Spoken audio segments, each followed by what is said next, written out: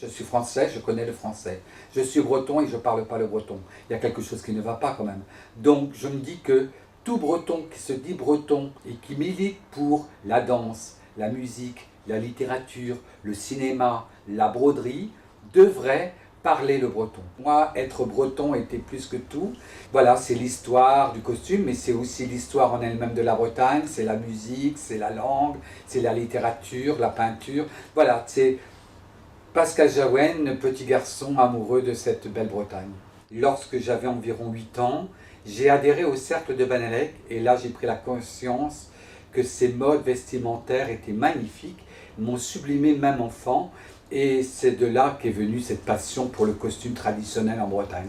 Et puis, fur et à mesure où j'ai grandi, j'ai découvert qu'il y avait différentes modes de mode traditionnels à travers toute la Bretagne. Ça m'a interpellé et c'est de là où je me suis intéressé à commencer à préserver ce patrimoine.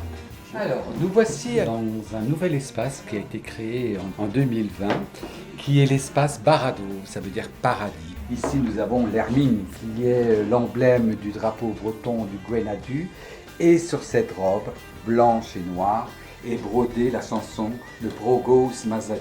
C'est un costume qui date de 1890, qui était un costume de femme de mariée, de Quimper. La diversité des paillettes et des perles, mais aussi cette richesse de coupe et cette élégante tenue qui s'appelle donc la tenue de la Borlédaine. Et ici, nous avons de la broderie glazique. D'abord, j'ai hérité du costume de mon grand-père qui était de Briec, donc du pays glazique.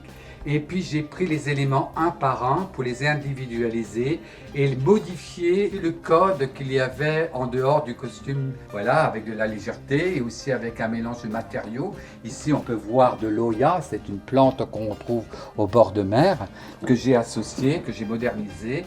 Lui qui admire tellement, en fait, la création, les costumes, tout ce que la Bretagne a produit de magnifique, eh ben, il n'a pas hésité en fait à se lancer un peu dans le sillage de ce qui a été fait. Et ça forcément, eh ben, c'est assez admirable. Et pour ça, c'est un être parfaitement à part, c'est-à-dire que admirer et oser aller dans la continuité.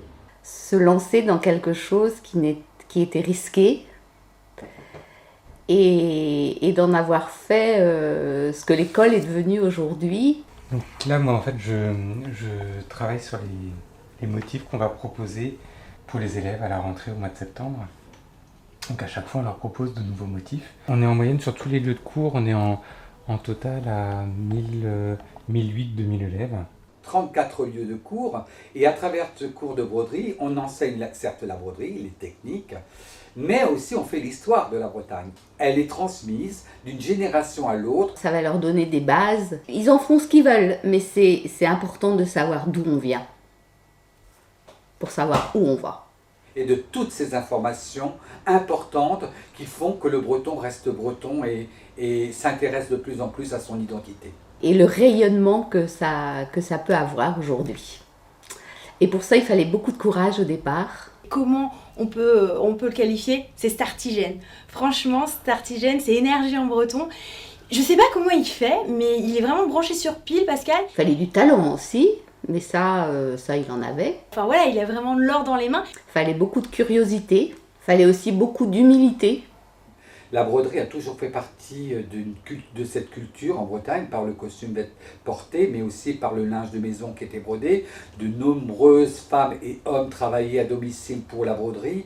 Et à un moment où l'industrialisation est apparue, elle a été déclinante, cette broderie, ce métier, ce regard qu'on avait vers la broderie qui sublimait les gens. Eh bien, un moment, c'est tombé. Il a fait redécouvrir un art, puisque c'est un art, la broderie. Il l'a fait évoluer aussi.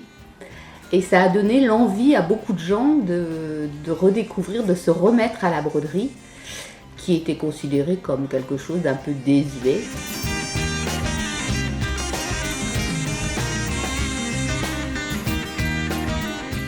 Pascal, il a vraiment collecté plein de points, de modèles, de manières de broder.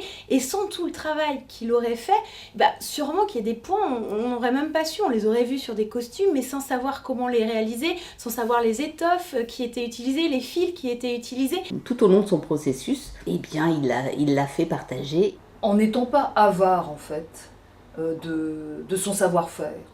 Au lieu de mettre, non, moi je dis pas, j'ai une super recette de gâteau au chocolat, mais je la donnerai à personne. Non, Pascal est très généreux pour ça. Parce qu'en fait, il veut que ça se perpétue. Il est vraiment à nous dire, alors tiens, j'ai ça comme idée, qu'est-ce que t'en penses? Et hop, ce qui est beau avec lui, c'est qu'il nous embarque et on le suit en fait. Et lui-même s'est enrichi des connaissances diverses et variées. Et il en a fait quelque chose de beau, tout simplement. La dernière collection, Varanent, qui veut dire sur la route 2. C'est une route que je prends pour aller de Banalec, là où je suis né, jusqu'à Saint-Jacques-de-Compostelle. Alors ça, ce sont 3 tenues qui ont été également peintes par Michel Costu et qui ont été ensuite rebrodées, inspirées des tenues créoles. Mais pour moi, c'était un symbole de honte, un clin d'œil à ce mauvais traitement humain, un petit peu comme on peut nous faire quand on nous arrache une langue, comme le breton. Un symbole de l'oiseau de feu, un autre oiseau, un regard sur ce que pouvaient porter les citadines en mode plus traditionnel mais contemporain.